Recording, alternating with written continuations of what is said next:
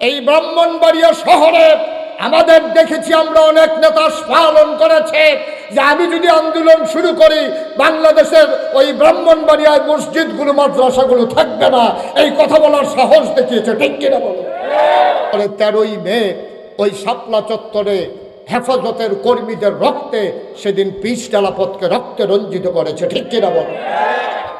নীরবে সহ্য করা ছাড়া আমাদের কোনো উপায় ছিল না। বাংলাদেশে যখন থানাগুলো কোনো আলেমের পক্ষে দাঁড়ায় নাই, বাংলাদেশের যখন হাইকোর্ট, সুপ্রিম কোর্ট, নিম্ন আদালত যখন আলেমদেরকে লাঞ্ছিত করেছে, আলেমদেরকে যখন জেলবন্দি করেছে, আমরা তখন দেখেছি বাংলাদেশে চুর, ডাকাত, বদমাশ, গুন্ডা সিনা টান টান করে মাথা উঁচু করে বাংলার জমিনে হেঁটেছে, আর আলেমগুলো দিয়ে বাংলাদেশের জালখানা ভরে গেছে। ঠিক কিনা বলো? আমরা দেখেছি, নিজের চোখে দেখেছি। আমরা দেখেছি আজও একজন একজন করে আলেম বের হয়ে আসতেছে। বয়োজ্যেষ্ঠ আলেমগুলো কেমন করে তারা নিষ্পেষিত করেছে। এই বাংলাদেশে এমন একটা সময় অতিবাহিত হয়েছে, ইমামগুলো মসজিদের ভিতরে খুতবা দিতে পারে না, স্পষ্ট করে। এই বাংলাদেশে ওলামায়ে কেরাম যখন ওয়াজ করতে আসে, ওয়াজ হুজুর ওয়াজ করবে, এর আগে হুজুর 1 ঘন্টা ওয়াজ করে। ঠিক কিনা বলো? এই কথা বলা যাবে, ওই কথা বলা যাবে না, এই কথা বলা যাবে। বাংলাদেশে আমরা দেখেছি যেই দেশে শতকরা 92 জন লোক মুসলমান, এই দেশে এই ওয়াজ করতে গিয়ে অনেক বক্তা, অনেক নেতার হাতে লাঞ্ছিত হয়েছে। ঠিক কিনা বলো? ওয়াজ করতে দেওয়া হয় নাই, পুস্টার হয়েছে, প্রচার হয়ে গেছে, 144 দ্বারা জারি করে বক্তাকে থামিয়ে দেওয়া হয়েছে।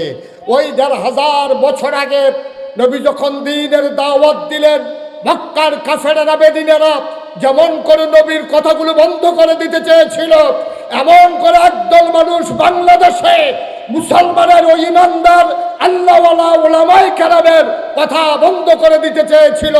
আজকে আল্লাহ আবার সেই সুযোগ করে দিয়েছে। ঠিক কিনা বলুন? বন্ধুগণ, আল্লাহর খাস মেহেরবানি, যেই মৌসুমে আমাদের দেশে সাধারণত মাহফিল হয় না। আমাদের দেশে মাহফিলগুলো হয় সাধারণত বর্ষাকাল, শীত মৌসুমে। এই বর্ষার ভিতরে প্রচণ্ড গরম, তার মাঝে আপনারা যেভাবে ছুটে এসেছেন, লোকে লোকারণ্য করেছেন, জনসমুদ্রে পরিণত করে দিয়েছেন। যারা দাঁড়িয়ে আছেন, এখনো কিছু ফাঁকা জায়গা আছে, দয়া করে বসে পড়ুন। পরের মানুষগুলো আসলে তো দাঁড়ানোরও জায়গা পাবে না, আপনারা একটু বসেন। এই যে সামনে ফাঁকা জায়গা আছে, যাদের সামনে যতটুকুন জায়গা আছে একটু আগাইয়া বসেন। এই ছেলে, এই আগাও, সবাই আগায় বসেন। কারোর সামনে ফাঁকা জায়গা রাখেন না, দয়া করে পরে দাঁড়াইয়েন যখন আর বসার জায়গা থাকবে না। আজকের মাহফিলের জনাব সাহেবে সদর, সম্মানিত সভাপতি মৌলানা হাফেজ জিয়াউল আমিন সাহেব, তারা সভাপতি মণ্ডলী করেছেন। আরও আছেন আলহাজ SM শাহজাদা খাদেম, হাজি মোহাম্মদ জোহর আলী। আজকের প্রধান অতিথি জামি ইসলামিয়া ইউনুসিয়ার সম্মানিত প্রিন্সিপাল, হাজারো আলেমের উস্তাদ, বিশিষ্ট আলেমে দিন, আমার হৃদয়ের গভীরতম প্রদেশে যার জায়গা, আল্লামা মুফতি মুবারকুল্লাহ দামাত বারাকাতুহুমুল আলিয়া। আজকের মাহফিলের প্রধান মেহমান জনাব মোহাম্মদ মনির হোসেন, সাবেক চেয়ারম্যান আখাউড়া উপজেলা। বিশেষ বক্তা মুফতি মফিজুর রহমান আসাদি, মুফতি বেলাল হুসাইন। বিশেষ অতিথিবৃন্দ, আমন্ত্রিত ওলামায়ে কেরাম, মাহফিলের প্রিয় পরিচালক এবং এই মাদ্রাসার সম্মানিত প্রিন্সিপাল মুফতি ইব্রাহিম হুসাইন, উপস্থিত এলাকার বিভিন্ন মসজিদের ইমাম সাহেবান, ওলামায়ে কেরাম, মুরব্বিয়ানে আযম কলিজার টুকরা যুবকেরা, পর্দার আড়ালের আমার মা ও বোনেরা, সবার প্রতি আমার আবারও আন্তরিক সশ্রদ্ধ সালাম। আসসালামু আলাইকুম ওয়া রাহমাতুল্লাহি ওয়া বারাকাতুহু। আমি আপনাদের দুর্গাপুরে আরো 2বার এসেছি। আপনাদের রাস্তার পাশে যে জামে মসজিদ, ওটাতে নূরে মদিনা, ওখানে 2বার এসেছিলাম। কিন্তু এই জায়গাটা, এই দুর্গাপুর যে ভিতরের দিকে আরও আছে, এটা তখন বুঝি নাই।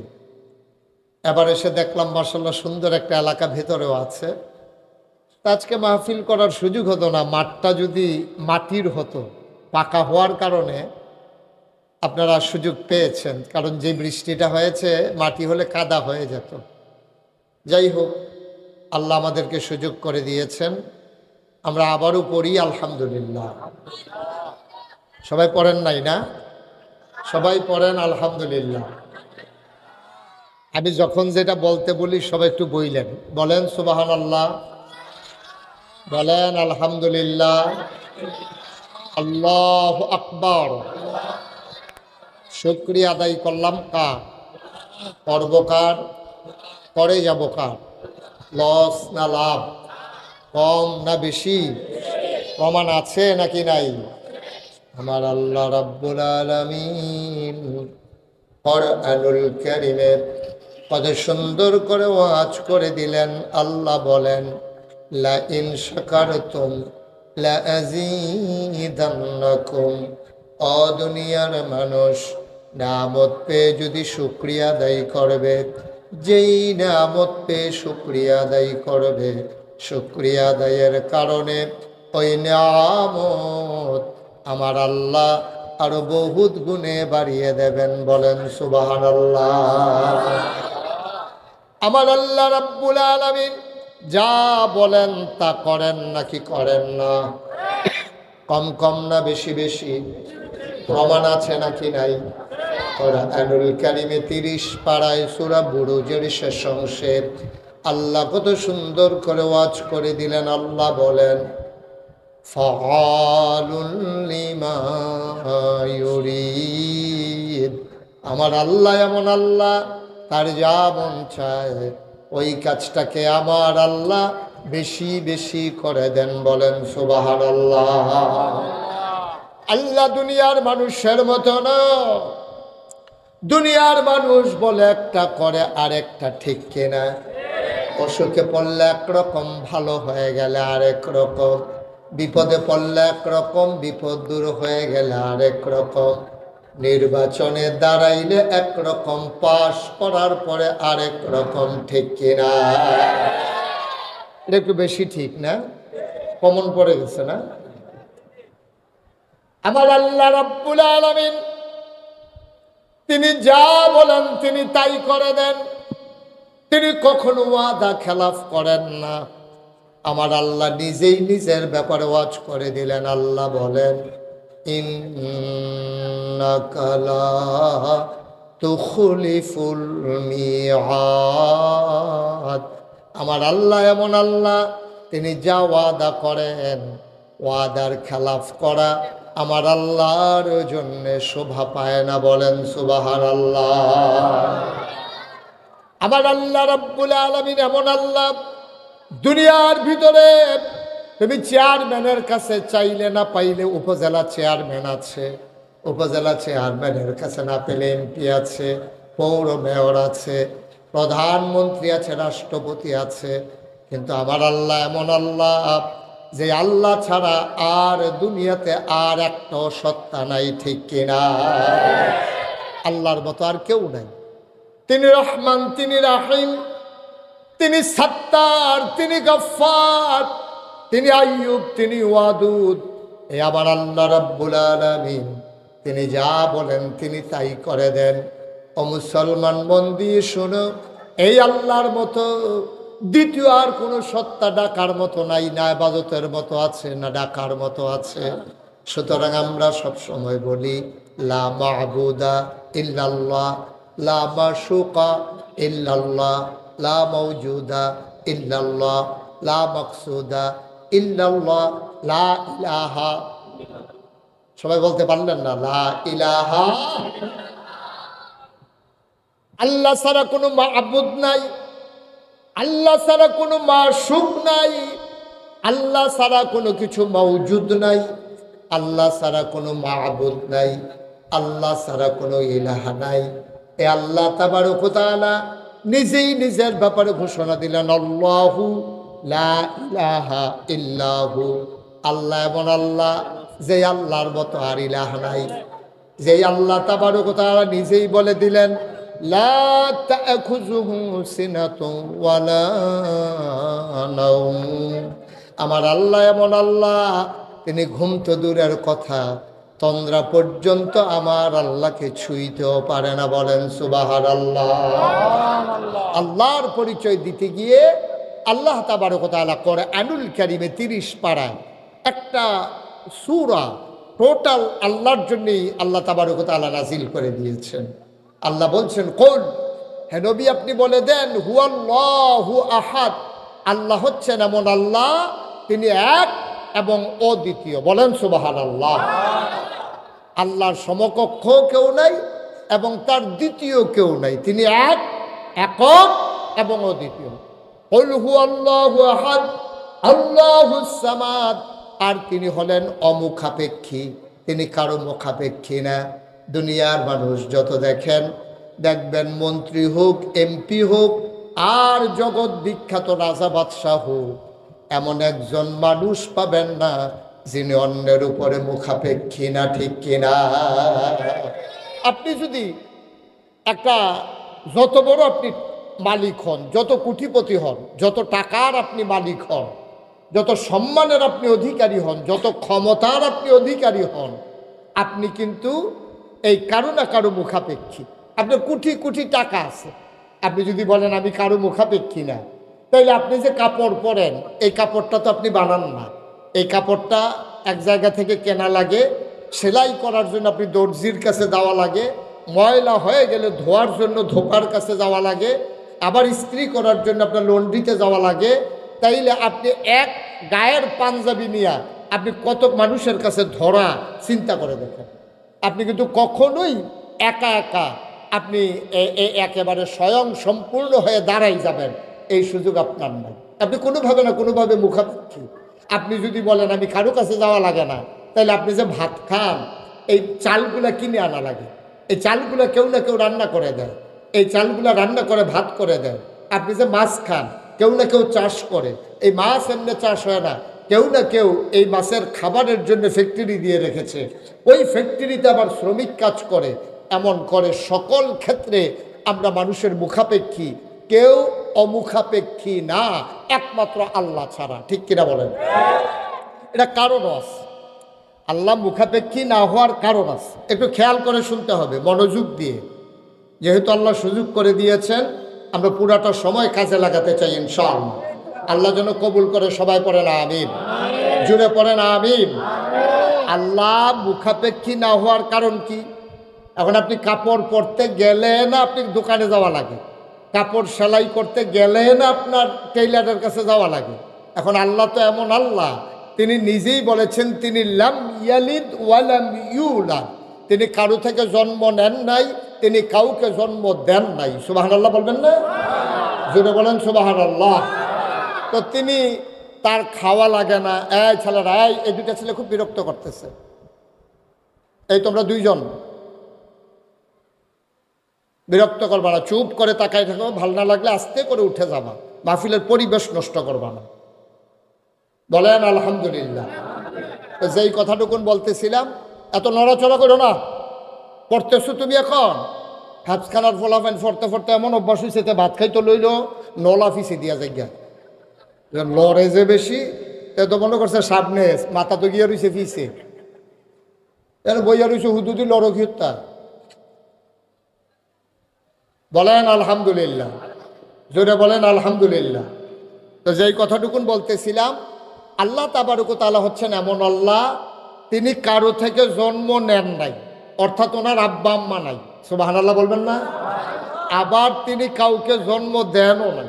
এই সূরাটা এমনি এমনি আসে নাই। এই যে আল্লাহ নিজের ব্যাপারে এতগুলো কথা বলতেছেন, এখানে নবীজির কাছে আইসা তৎকালীন জমানায় ১৫০০ বছর আগে কাফেরারা এসে বলতেছে মোহাম্মদ, সবাই পড়েন সাল্লাল্লাহু।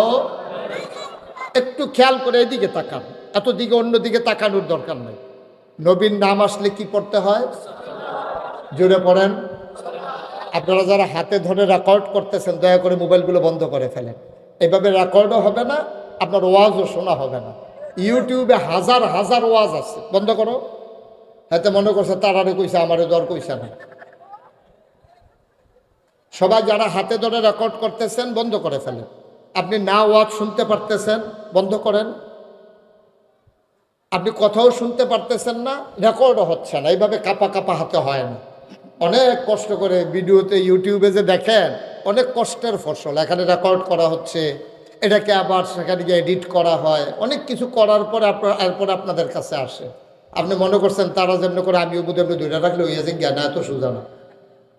একটু চেষ্টা কম করে একটু মন দিয়ে শুনেন। যেহেতু সবসময় তো ইউটিউবে শুনেন, আজকে যেহেতু সামনাসামনি আসছি, মন দিয়ে শুনেন, খুব খেয়াল। হ্যাঁ, নবীজির কাছে নবীজি যখন এক আল্লাহর কথা বললেন, তিনি যখন ডাকলেন, বললেন লা ইলাহা, কথা বলা লা ইলাহা। তিনি এই কথা যখন বললেন, তো আম্মাজান খাদিজা 1 নম্বর ইসলাম গ্রহণ করলেন। তারপরে হজরত আবু বকর সিদ্দিক, তারপরে হজরত আলী, তারপরে জায়েদ। সুবহানাল্লাহ বলবেন না? এখন দলে দলে লোক যখন মুসলমান হয়ে যাচ্ছে, নবীজিও মোটামুটি কাছের যারা মানুষ আছে তাদেরকে যখন ডাকলেন, এখন তারা মোটামুটি ইসলাম যারা গ্রহণ করার করছে। এবার আপনার এই নবীজির কাছে যখন ঘোষণা আসলো যে আপনি আপনার প্রতিবেশী, বংশধর, এলাকাবাসী, গ্রামবাসী, কাছের যারা আছে সবাইকে একটু ডাকেন। তো আল্লাহ রসুল সাল্লাল্লাহু আলাইহি সাল্লাম তিনি সবাইকে ডাকালেন। সাফা পাহাড়ের পাদদেশে, সাফা এবং মারোয়া 2টা পাহাড় আছে। যারা হজে গেছেন তারা দেখেছেন, সাফা এবং মারোয়া পাহাড়ে তাওয়াফ করার পরে সাই করা হয়। এখানে 7 বার এই সাফা থেকে শুরু করা হয়, তারপরে মারোয়া, আবার সাফা, আবার মারোয়া, এভাবে 7 বার। কয়বার? 7 বার। এই তাওয়াফ, এই যেখানে সাফা, তৎকালীন জমানায় এখন যেমন এলাকা ডাকাত পড়লে মসজিদের মাইক দিয়া ডাক দেয়, আপনাদের এলাকায় দেয় নাকি দেয় না?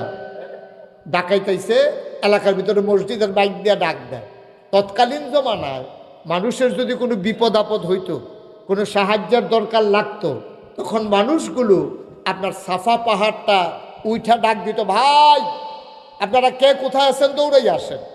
তো নবীজিও ওই সাফা পাহাড়ের উপরে উঠা সবাইরে ডাক দিছে, আমার বংশের লোকেরা, আমার দেশের লোকেরা, আমার গোষ্ঠী জ্ঞাতি যারা আছেন, বনু হাসিম, বনু কেনান, তারপরে আপনার উমাইয়া গোত্র, কুরাইশ গোত্র, যারা যেদিকে আছেন সবাই চলে আসেন।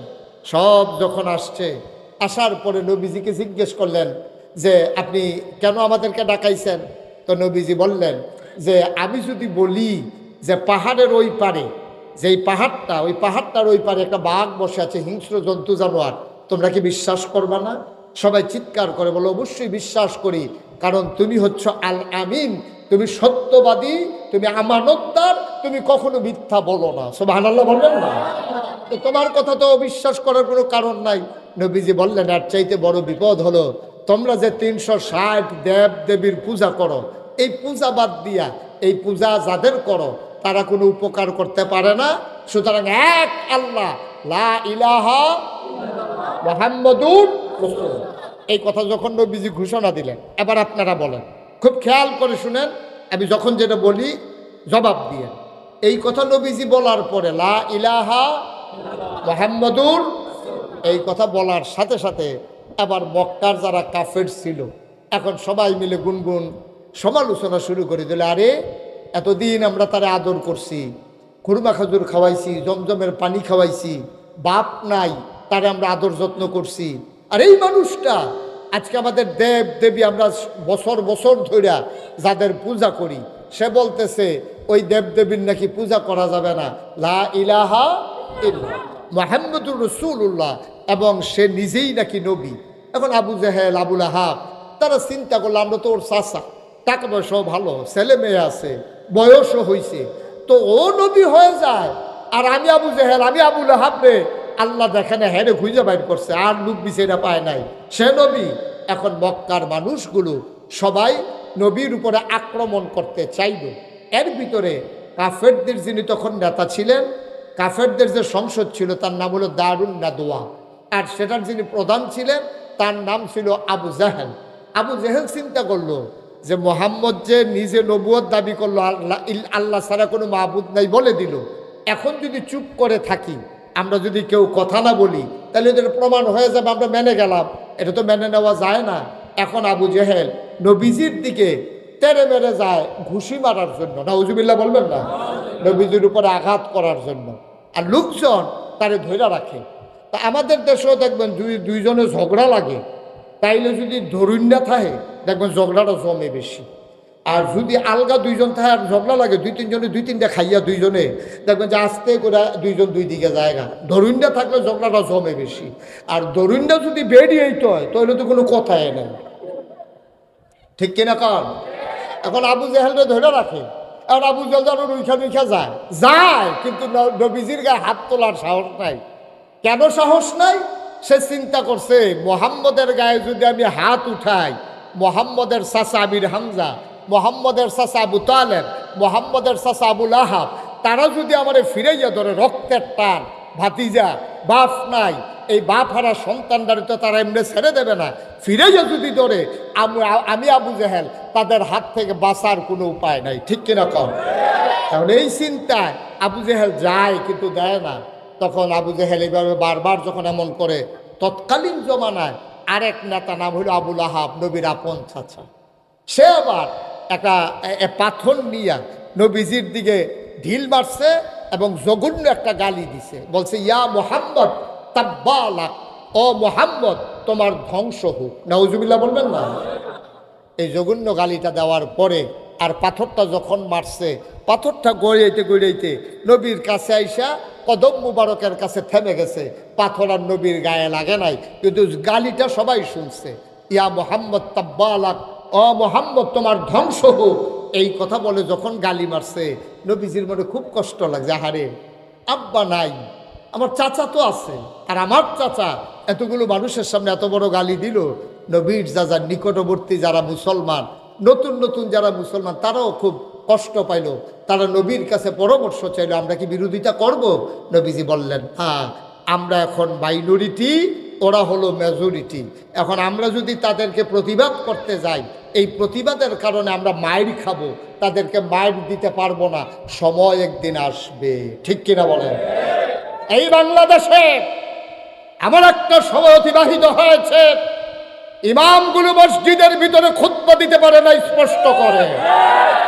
এই বাংলাদেশে ওলামায়ে কেরাম যখন ওয়াজ করতে আসে, হুজুর ওয়াজ করবে, এর আগে হুজুর 1 ঘন্টা ওয়াজ করে, ঠিক কিনা বলো? এই কথা বলা যাবে, ওই কথা বলা যাবে না, এই কথা বলা যাবে। বাংলাদেশে আমরা দেখেছি, যেই দেশে শতকরা 92 জন লোক মুসলমান, এই দেশে এই ওয়াজ করতে গিয়ে অনেক বক্তা, অনেক নেতার হাতে লাঞ্ছিত হয়েছে, ঠিক কিনা বলুন? ওয়াজ করতে দেওয়া হয় নাই, পুস্টার হয়েছে, প্রচার হয়ে গেছে, 144 দ্বারা জারি করে বক্তাকে থামিয়ে দেওয়া হয়েছে। ওই 1500 বছর আগে নবী যখন দ্বীনের দাওয়াত দিলেন, মক্কার কাফেরেরা, বেদিনেরা যেমন করে নবীর কথাগুলো বন্ধ করে দিতে চেয়েছিল, এমন করে একদল মানুষ বাংলাদেশে মুসলমানের ও ইমানদার আল্লাহওয়ালা ওলামায়ে কেরামের কথা বন্ধ করে দিতে চেয়েছিল। আজকে আল্লাহ আবার সেই সুযোগ করে দিয়েছে, ঠিক কিনা বলুন? সুতরাং ওই মসজিদের মিম্বারগুলো থেকে আজকে হকের ধ্বনি আসবে, মজগুলো থেকে কোরআনের প্রকৃত কথাগুলো আসবে। কোরআন নাজিল হয়েছে মানুষকে অন্ধকার থেকে আলোতে নিয়ে আসার জন্যে, গোমরাহি থেকে হেদায়েতের দিকে নিয়ে আসার জন্যে, কুফর থেকে ইসলামের দিকে নিয়ে আসার কারণে বাংলাদেশ একটা সময় পার করেছে যেখানে সত্যকে সত্য বলা যাবে না, মিথ্যাকে মিথ্যা বলা যাবে না, কালোকে কালো বলা যাবে না, সাদাকে সাদা বলা যাবে না, ন্যায়কে ন্যায় বলা যাবে না, অন্যায়কে অন্যায় বলা যাবে না। এই ব্রাহ্মণবাড়িয়া শহরে আমাদের দেখেছি আমরা অনেক নেতা পালন করেছে যে আমি যদি আন্দোলন শুরু করি, বাংলাদেশের ওই ব্রাহ্মণবাড়িয়ায় মসজিদগুলো, মাদ্রাসাগুলো থাকবে না, এই কথা বলার সাহস দেখিয়েছে, ঠিক কিনা বলো? কিন্তু সবসময় দিন একরকম যায় না। ওই নবী করিম সাল্লাল্লাহু আলাইহি ওয়াসাল্লামকে যখন পাথর মারল, জঘন্য গালি দিল, ইয়া মুহাম্মদ তাব্বালাক, আল্লাহ নবী চুপ মেরে গেলেন। সাহাবাই কারাম বললেন, ইয়া রাসূলুল্লাহ, আমরা কি কিছুই বলবো না? বলছে যে না, সময় আসবে, চুপ করে থাকো। আর বলে যে এভাবেই হবে? কয় না, যেখানে বিচার দেওয়ার আমি বিচার দিয়ে রেখেছি। সুবহানাল্লাহ বলবেন না?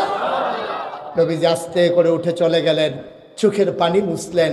সাহাবাই কেরাম নবীর চতুর্পার্শ্বে বসে আছেন। নবীর মনটা বড় খারাপ। সাহাবাই কেরাম বলতেছে, ইয়া রাসূলুল্লাহ, আমাদেরকে এত বড় গালি দিল, এত বড় মারতে গেল আপনাকে, আমরা এমনি চুপ মেরে থাকবো? নবীজি বললেন, না, চুপ মেরে থাকবো না। আমি এক জায়গায় বিচার দিয়ে রেখেছি, যেখানে বিচার দিলে বিচার ফিরে না। ঠিক কিনা বলেন? এরকম একটা জায়গা আছে নাকি নাই? আছে নাকি নাই?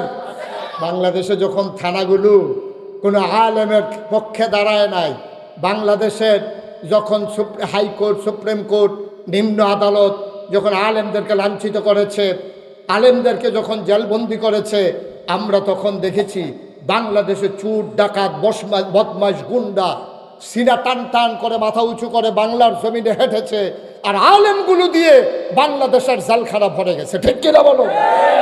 আমরা দেখেছি, নিজের চোখে দেখেছি, আমরা দেখেছি। আজও একজন একজন করে আলেম বের হয়ে আসতেছে। বয়োজ্যেষ্ঠ আলেমগুলো কেমন করে তারা নিষ্পেষিত করেছে, কেমন করে 13ই মে ওই শাপলা চত্বরে হেফাজতের কর্মীদের রক্তে সেদিন পিচ ডালাপথকে রক্তে রঞ্জিত করেছে। ঠিক কিনা বলো? নীরবে সহ্য করা ছাড়া আমাদের কোনো উপায় ছিল না। নবীজিও বললেন, চুপ মেরে থাকো, বিচার যেখানে দেওয়ার দিয়ে রেখেছি। এটা থানা না, নিম্ন আদালত না, হাইকোর্ট না, সুপ্রিম কোর্ট না, আপিল বিভাগ না, যিনি আহকামুল হাকিমিন, মহান রব্বুল আলামিনের একটা আদালত আছে। আছে নাকি নাই? এই দেশের আলেম ওলামারাও সেই আদালতে বিচার দিয়ে রেখেছে।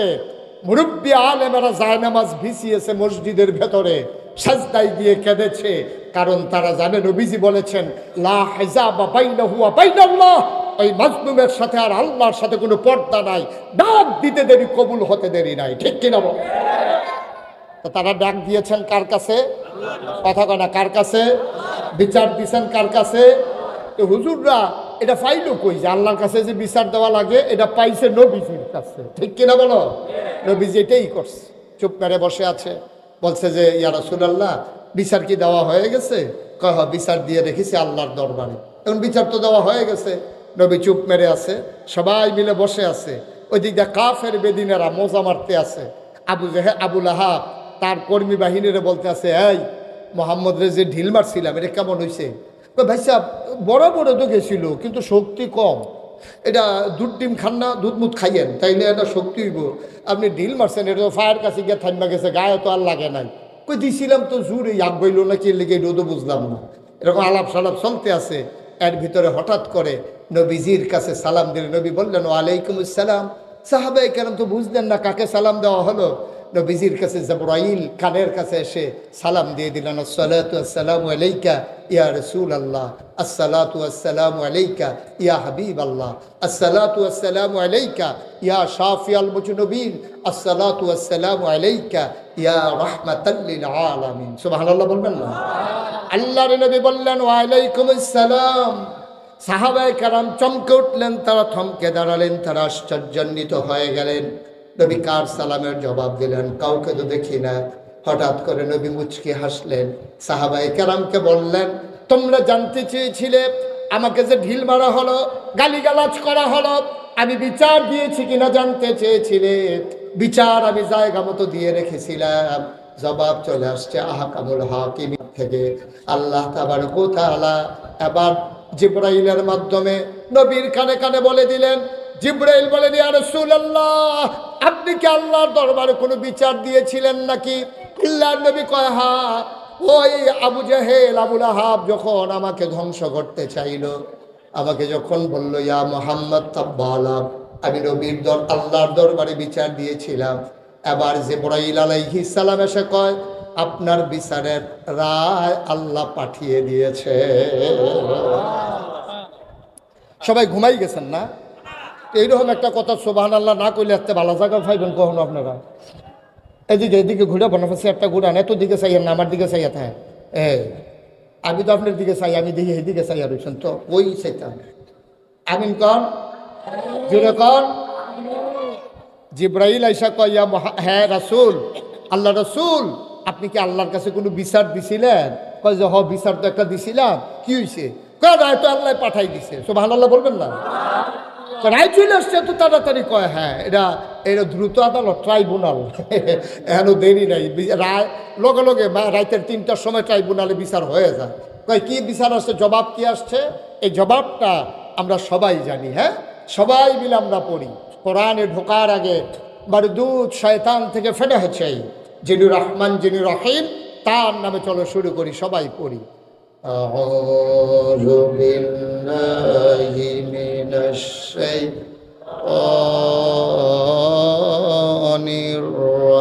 الرجيم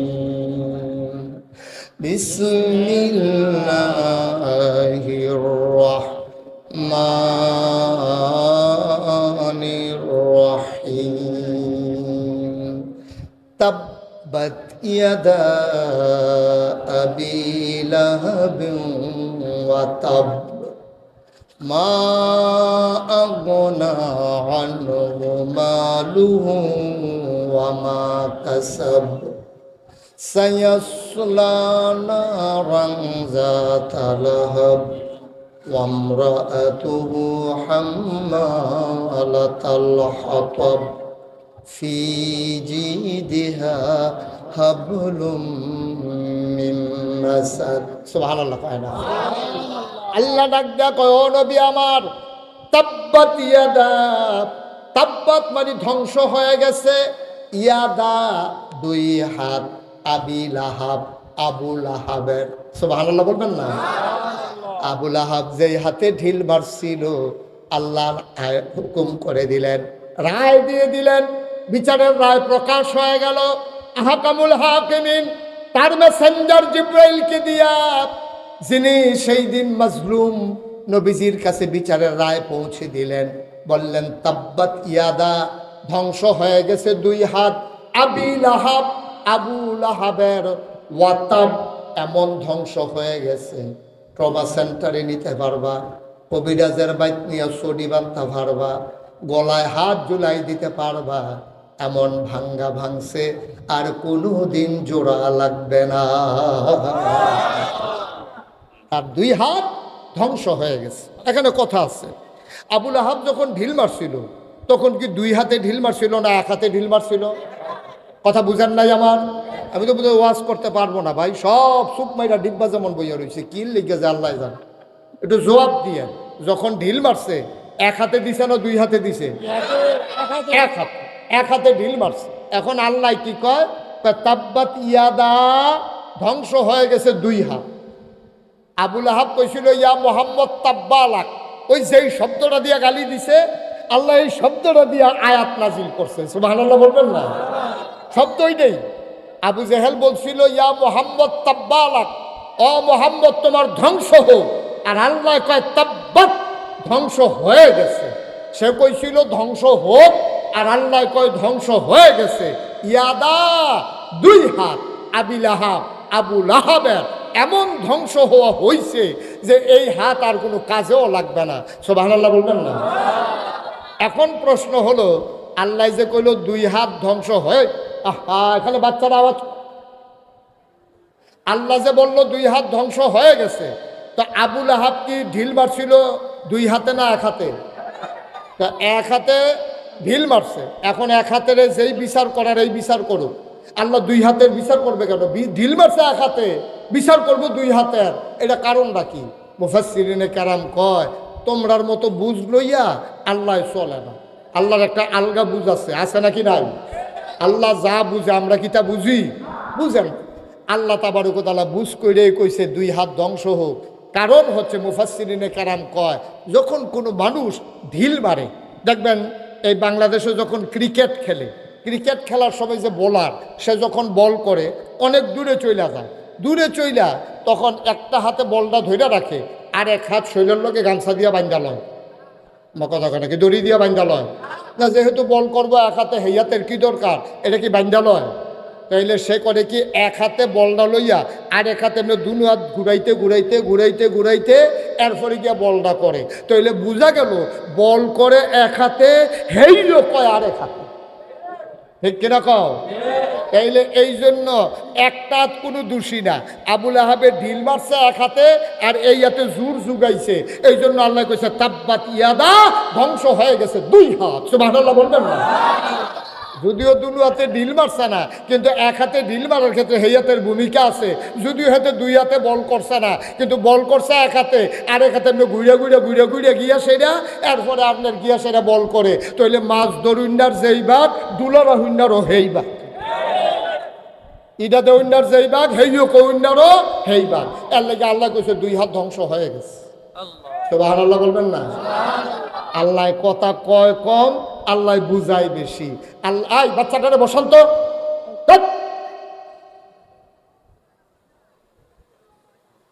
সবাই কোন আমিন, জুড়ে কোন আমিন। খুব খেয়াল করে একটু মনোযোগের সাথে শুনতে হবে, অনেক কথা আছে। দেশের দ্বিতীয় স্বাধীনতার পরে আবার যদি দেশকে নতুন করে গড়তে হয়, ফান্ডামেন্টাল কিছু ডিসিশন নিতে হবে। ঠিক কিনা বলো? এমনি আগের মতো যেমনি মন চায় এমনি এই কারবার আর হবে না, বুঝ করে চলা লাগবে। নাইলে স্বাধীনতা অর্জন করা কঠিন, ধরে রাখা অনেক। স্বাধীনতা অর্জন করা সহজ, ধরে রাখা অনেক কঠিন। ঠিক কিনা বলো? স্বাধীনতা ঠেলার মতো হয়ে গেছে গা, কিন্তু এটাকে ধৈর্য রাখতে না পারলে এই স্বাধীনতার সুফল এই জাতি ভোগ করতে পারবে না। 53 বছরে পারে নাই, আবার নতুন করে স্বাধীনতার পরে 100 বছর পরেও মানুষ শান্তি পাবে না যদি এই স্বাধীনতার সুফল ধরে রাখা না যায়। আর ধরে রাখতে না পারলে যেই ছেলেগুলা তাদের রক্ত দিয়ে ঢাকার রাজপথকে রক্তে রঞ্জিত করে দিল, ওই রক্তের সাথে বেঈমানি হয়ে যাবে। ঠিক কিনা? রক্তের হক আদায় করতে হবে। যারা জীবন দিয়েছে তাদের স্বপ্ন বাস্তবায়ন করতে হবে। আনলাইলে আমাদের এই স্বাধীনতার কোনো দরকার ছিল না, যেমনি ছিলাম এমনিই থাকতাম। এখন দায়িত্ব আমাদের কি কমছে না বাড়ছে? কথা বলে কমছে না বাড়ছে? অনেক বেশি বাড়ছে, অনেক বেশি বাড়ছে। এতদিন উনি হাইটা হাইটা কয় যে আমি যদি মাদ্রাসার প্রিন্সিপাল হইতাম, দেখলি কত আরামে, প্রিন্সিপাল হইলে তো আর কোনো কাজ নাই, আরামে ঘুমাইলাম। ওই তখন উনি প্রিন্সিপাল হইয়া সরষে পরে দারোয়ানে আইয়া কয় গেইটের একটা তালা লাগবো। বাবুরসি আইয়া কয় বাজার ওহনো হইছে না। রান্ধুনিও কয় লাকড়ি ভিজা, হুগনা লাকড়ি আইসে না। এখন হাতে মনে মনে কয় প্রিন্সিপাল ওনার আগে মনে করছিলাম প্রিন্সিপাল হইলে হইতে ঘুমাইলাম, ওখান দিয়ে দেখি ঘুমের ডাক দিয়া তুললাম। দায়িত্ব কি কমে না বাড়ে? দায়িত্ব বাড়ে, এটা বোঝা লাগবে আমাদের। মনে করছে যে প্রিন্সিপাল সাহেব হুদা খালি বইয়ে না থাকে, টেহা আইছে 1000 আইনা দিছে দারোয়ানের কাছে, কয়তো আপনার আর যারা শিক্ষক আছে কর্মচারী আছে সবাই ভাগ করে নিয়ে। এখন প্রিন্সিপাল হুজুরে কয় ঠিক আছে সবাই আসো। তো সবাই ডাক দিয়া দারোয়ানরে কইছে তুমি ভাগটা করো, কেমনে করলে ভালো হয়। দারোয়ানে কয় হুজুর হিসাবে 1000 ফুলাটায় আমি ফানা, ভাগ করতে আছে হাতে। কয় তুমি ফানা কেমনে? কয় আরে আমি আপনার সাইয়া রাহি দেখেন আপনারা আছেন, না ওটা মরে গেলেন গো। এই গেটটা যে আমি কেমনে সাইয়া রাহি এটা আমি না জানি, হিসাবে আমি পাও না। এখন দারোয়ানের বুঝ মতো মনে করছে আমি পাও না। ঘন্টা ফিটুন না কয় এই যে ক্লাস 2 হয়, আমি ফিটা না দিলে হুজুর মাগরিব পর্যন্ত বইয়েই থাকলো। এখন দারোয়ানে মনে করতেছে হেতে ফানা, ঘন্টা ফিটুন না মনে করে হেতে ফানা। বাবুরসি কইতে আছে কয় আমি রাঞ্জানা দিলে তো আপনার রাখাইয়া মরণ লাগলো, 1000 হিসাবে 1000 টাকা আমি ফানা। শেষ পর্যন্ত দেখছে যে প্রিন্সিপালের পকেট তেহাতান দিলে টেহা দেওয়ান লাগলো। ঠিক কিনা কও? আমরা দূর থেকে কথা বলা সহজ, ভাই সাহেব এই কথাকে কাজে লাগানো বড় কঠিন। ঠিক কিনা বলেন? কথা কথা ঠিক কিনা? খুব খেয়াল করে শুনতে হবে। এখন নবীজি আল্লাহ তাবারক ওয়া তাআলা কি কইল? তাব্বাত ইয়াদা আবি লাহাবিন ওয়া তাব। ওই আবু লাহাবের 2 হাত ধ্বংস হয়ে গেছে, এমন ধ্বংস এটা আর কোনোদিন কাজে লাগবে না। এখন আমরা তো কইছি যে আল্লাহ এটা তো ঠিক করছে না, এটা দিছে এক হাতে, এখন 2 হাতের দুষ্ট হইল কি? এই কথা বইলে আমরা মনে করছি যে আল্লাহ একটু বোধহয় কেমন জানি করে লাইছে। বিষয়টা এমন না। আল্লাহ কথা কয় কম, আল্লাহ বুঝায় বেশি। যদিও আল্লাহ বলছে 2 হাত ধ্বংস হয়ে গেছে, মুফাসসিরিনে কয় 2 হাত মানে 2 হাত না, 2 হাতের ভিতরে আছে আরো 6 হাত, মোট 8 হাত আবু লাহাবের ধ্বংস হয়ে গেছে। কয় হাত? কথা কয় না, কয় হাত? মানুষের হাতে আছে 2 হাত। আপনি যদি কোন হুজুর 8 হাত পাইলেন কো বুঝাইয়া কইতে আসি, আমি কইয়া যাবো আপনার একটু গন্যা চাইয়া না 8টা হয় কিনা। এবার আবার শুরু ইনশাল্লাহ। হ্যাঁ, ডাইন হাত সবাই বলেন, ডাইন হাত। আমরা দরকার কয়টা? কথা বলে কয়টা দরকার? আমি তো 8টা বলছি, 8টা পাওয়া লাগবে তো। ডাইন হাত। আরে জুড়ে কন, সবাই মিলে আমরা গইনা দেখি 8টা হয় কিনা। ডাইন হাত, বাম হাত, দুনিয়া আখেরাত। আহা, কথা হয়েছিল আমি কয়াম আপনারা গনবেন, তা আপনারা আমার লগে লগে কইলে আর গনে গেলা। ডাইন হাত, বাম হাত, দুনিয়া আখেরাত। ছেলে মেয়ে বউ মিলাইয়া করা হয়েছে ফার্স্ট, এরপর হইল সম্পদ। নাউজুবিল্লাহ কয় না, জোরে কয় না নাউজুবিল্লাহ। তাইলে ডাইন হাত, বাম হাত, দুনিয়া আখেরাত, ছেলে মেয়ে এবং এরপরে সম্পদ, এই 6 হাত। আমি 8টা বলছিলাম, 6 হাত। আল্লাহ কইছে 2 হাত, ভিতরে আছে 6 হাত। সুবহানাল্লাহ বলবেন না? ডাইনা তো শেষ, বামা তো শেষ, দুনিয়াও শেষ, আখেরাতও শেষ, ছেলে মেয়েও বউও শেষ, তার সম্পদও শেষ। তো তার আর আছে কি? তার তেদো না। যার এই 6টা জিনিস নাই তার আর থাকে কি? কোন তার আর কিছু আছে না? কথা তার আর কিছু আছে? তার ডাইনা তো নাই, একটা মানুষের ডাইনা তো নাই, বামা তো নাই, দুনিয়াও শেষ, আখেরাতও শেষ, ছেলে মেয়ে বউও নাই, তার সম্পদও নাই, দেখো আমিও নাই।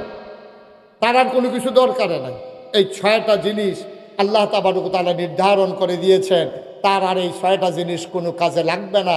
তাব্বাত ইয়াদা, ধ্বংস হয়ে গেছে তার 2 হাত, ভিতরে আছে 6 হাত। এই 6টা জিনিস কোনো কাজে লাগবে